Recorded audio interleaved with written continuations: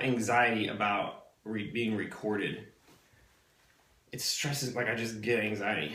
When I know the camera is on, or when I know the microphone is, it's like this weird little thing that I can't get out of my head.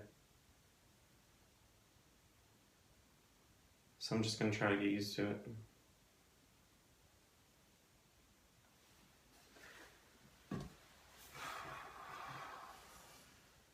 I'm sure the secret to filming is that you film a ton of crap all the time and you just pick out the good stuff, obviously, but I don't have time to freaking learn how to be a filmmaker. God, I just feel like there's so much shit to learn that we will never, ever know. And one of the biggest pet peeves that I have is that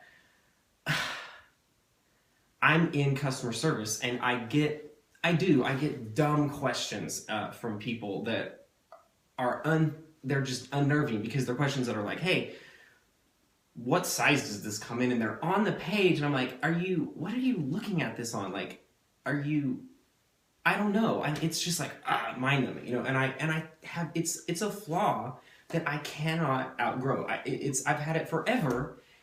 And if I don't figure out how to outgrow it, it's going to just bother me for no reason. It's the stupidest thing to get upset about, but it's like that thing, that pet peeve, you know? Well, the other day, I'm in the store, and I get a call on Saturday, and I can't even act out this woman because it was really weird. I answer the phone, on my phone, Specs and Jewelers, and I said, the Specs and Jewelers, this is Nate, how can I help? And this girl on the other line says, oh, well, my name is Jewel, like jewelry. I'm like, oh, so she's like, whatever, cool, Jewel, okay, Jewel. And she's like, and I was wondering if I could get the ring on the picture with the Superman and the stars, when the stars are in the Superman, and the Superman comes, and all the sky is blue, and I was wondering if I could get this ring, and I've got the money, and I want the one with diamonds. Now, what website is this, and where are you at? And I'm like, okay, am I getting screwed with? Is this somebody playing a prank? Or I'm like, no, this woman is literally, something's wrong. And I was like, okay, but she was real nice. She wasn't mean or anything. I said, you know, where are you? And she says, oh, I'm in Monroe, Louisiana, and I got a girlfriend, and I want to get married. And she goes on this long rant, but she would say Superman, and it would just stop making any sense at all. I was like, okay, trying to follow it and try to pick pieces out of it, but it wasn't like that. I've never talked to anybody like that ever in my life. So I'm just kind of like, whoa. And I put it on speaker, so because it's really, there's nobody in the store, and I'm like, can you guys help me? And Andy, and we all start listening, and it's like, what is happening, right? So I'm like, hey, Jewel, where are you? Are you by yourself? Is there anybody with you? Yeah, I'm by myself. Yeah, there's people with me. And I was like, okay, well, could you see if, I need your help to try to find this ring that you want. Can you see if maybe they can help us? Because I don't know which ring you're talking about. And she's like, oh yeah, let me ask him.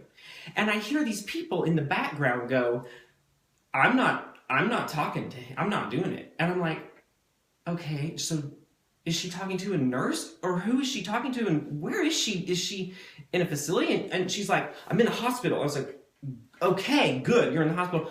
Where is this place?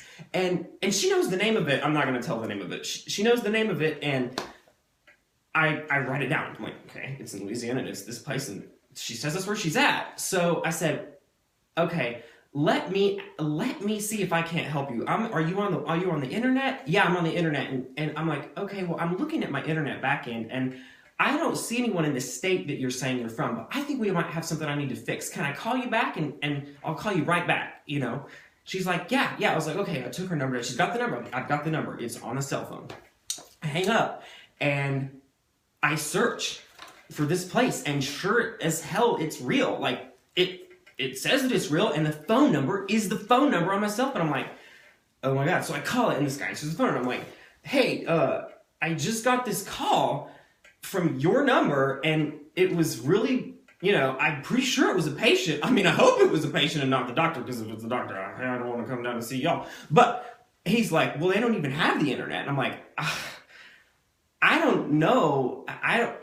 I'm like, dude, she has my phone, and she knows what she's talking about, and she knows the name of the company, and she wants to buy this stuff, and she's got Superman, and her name is Jewel.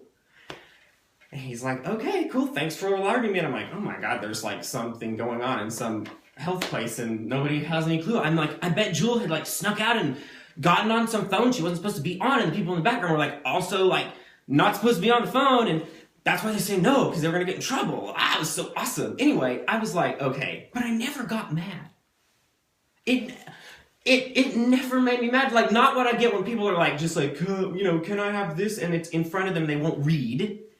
And maybe I'm just like, I have to get over it. And if I can just make myself feel the way that I felt with Jewel, then I think I'll outgrow it. And maybe that's why it happened. Is Jewel told me, you just gotta enjoy it, just let it go. Because I mean, hell, you'll be dead soon. You don't live very long, right? 70, 100, who knows, halfway through life. It's weird, Jewel.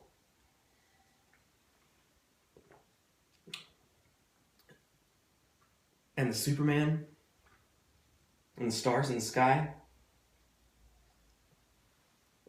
I've got all the money. I've got all the money in the Superman and the stars in the sky. Yeah, Jewel was crazy, y'all. Anyway. Crazy Jewel. I used to play the saxophone in high school, and my mom surprised me this Christmas by bringing it up to me. And so I've played it probably 10 times since I had to get fixed. It didn't really work, and now that I'm playing it, I really like it. And it's like a student model, and I'm like, damn, I want a sweet one. I kind of want to go look at the expensive one, but this one's, I guess it sounds pretty good. So we'll see how long I keep doing it, and if I'm still doing it in a few more months, then maybe be worth checking out a fancy one. But yeah, I had a flute. She brought me my flute, and it's hard. I was like, that was one I was really pretty good at. I never really thought I was that good at saxophone.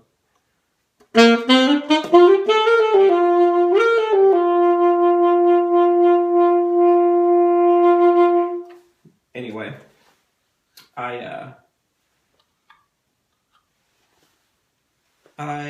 recorded this, like, we've been playing this little track. I bought Logic, which is totally out of I have no idea what I'm doing. I'm just like, okay, make that. I wish there was somebody that knew that could do it for me locally that I knew. Anyway, I made this little song. I mean, it's hard for me to just figure out how to transpose it. I don't know how to do any of that stuff. So, and then once I got the used to that, then I started practicing.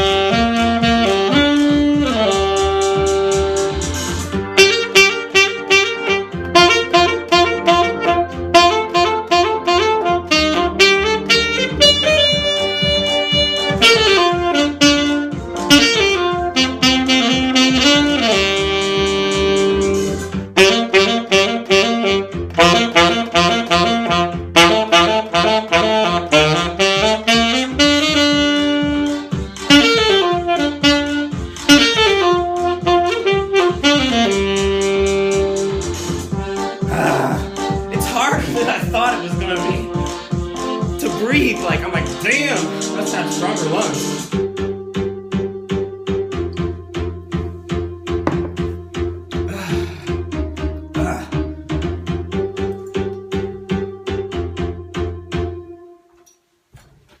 Okay, that was band practice, and no, I'm not losing my vision. I can totally see still. Who knows how long it'll be, but I got these glasses that are, it's like a polarized glasses. I hate sunglasses. I don't like dark tan. I hate it in cars. But anyway, it's supposed to help you block UV, and it's got this screen stuff. I don't know if it'll work, but you know, like my eyes hurt. Look at screens all day. Anyway, talk to you later.